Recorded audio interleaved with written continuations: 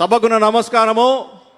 ఈరోజు చక్కటి పండుగ వాతావరణంలో మన బాపట్ల పార్లమెంట్ కాన్స్టిట్యున్సీలో వేమూరు అసెంబ్లీ కాన్స్టిట్యున్సీకి విచ్చేసిన పెద్దలు, పూజలు, మన ఆంధ్రప్రదేశ్ ప్రియతమ ముఖ్యమంత్రి గారు శ్రీ నారా చంద్రబాబు నాయుడు గారు ఇక్కడికి రావడమే ఒక పెద్ద పండుగ.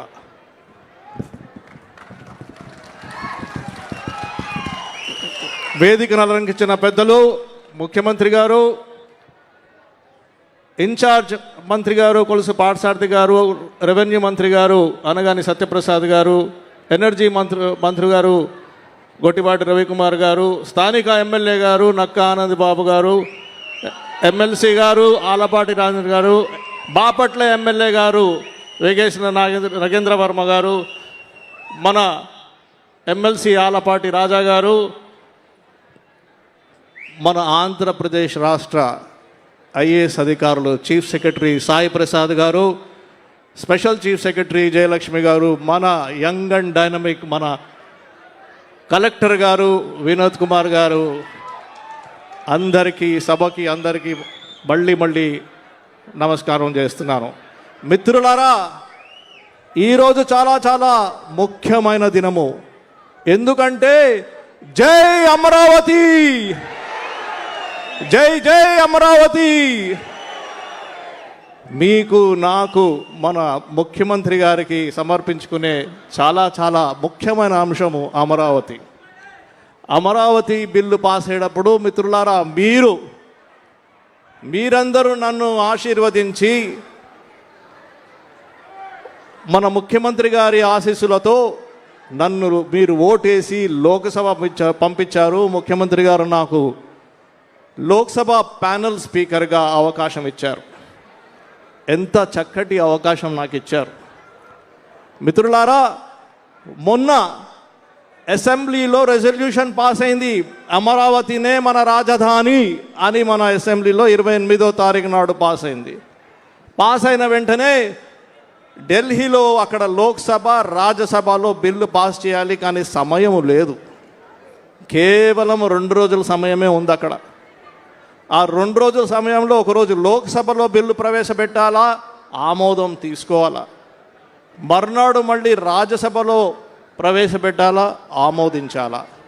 చాలా కీలకమైన పరిస్థితి.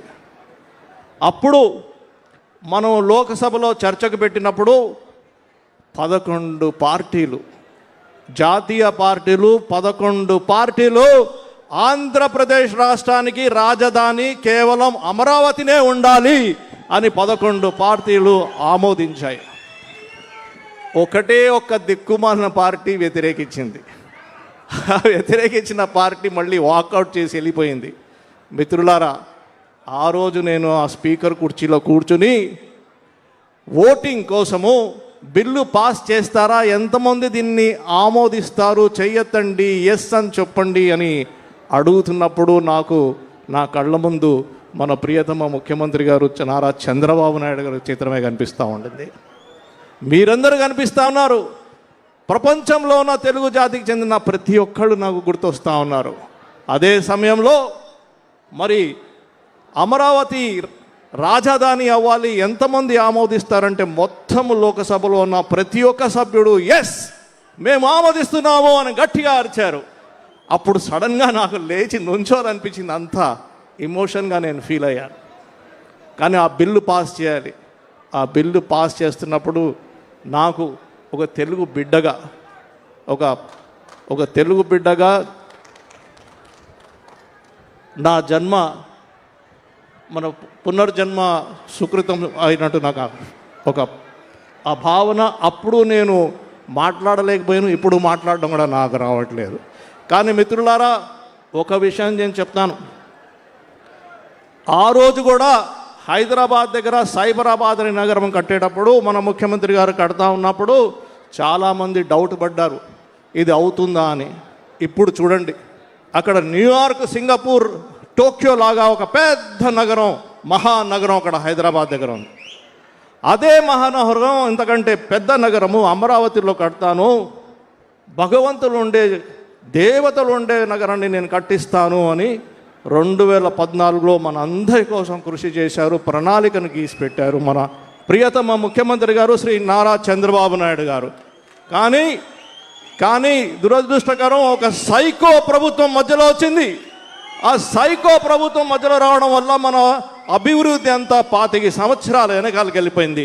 కానీ మీ ఆశీస్సుల వల్ల మళ్ళీ మన ప్రియతమ ముఖ్యమంత్రి నారా చంద్రబాబు నాయుడు గారిని మళ్ళీ ముఖ్యమంత్రి చేసి తెచ్చారు. కాబట్టి ఇప్పుడు కేవలం ఆయన వల్లనే మళ్ళీ మనకి అమరావతి రాజధాని అనే రాజముద్ర తేబడింది.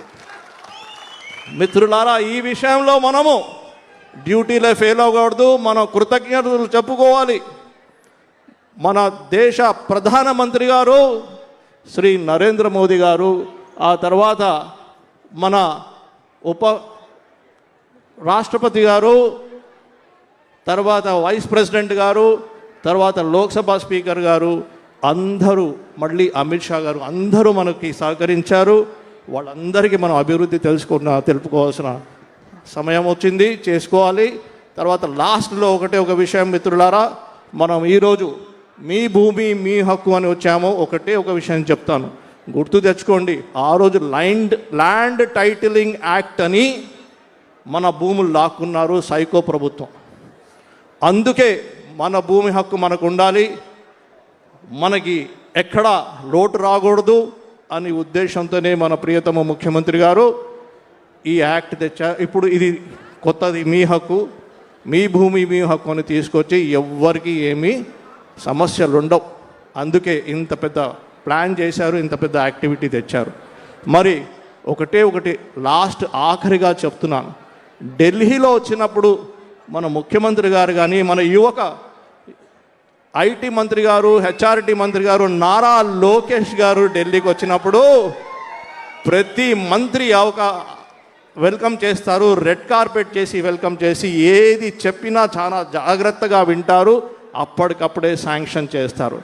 అదేవిధంగా ఉడతా భక్తితో ఎంపీలమందరం కలిసి ఒక్కొక్కళ్ళు పోయి వాళ్ళ నియోజకవర్గానికి మన ముఖ్యమంత్రి గారి పేరు చెప్పుకుని మన ముఖ్యమంత్రి గారు ఇచ్చిన దిశానిర్దేశం మీద నేను కూడా బాపట్ల పార్లమెంట్ కాన్స్టిట్యున్సీగా ఎంపీగా ఇప్పటి వరకు రైల్వేస్లో 8,000 కోట్ల రూపాయల ప్రపోజల్స్ పెట్టాను. హైవేస్లో నేషనల్ హైవేస్లో 6,000 కోట్ల రూపాయల ప్రపోజల్స్ పెట్టాను. టూరిజంలో సూర్యలంక, మళ్ళీ ఇప్పుడు బట్టిప్రోల్లో పక్కనే ఉన్న బట్టిప్రోలో బుద్ధ స్తూపం కోసం పెట్టాను. అంతా దిశానిర్దేశం అంతా మన ముఖ్యమంత్రి గారు ఇవన్నీ తప్పకుండా వస్తాయి.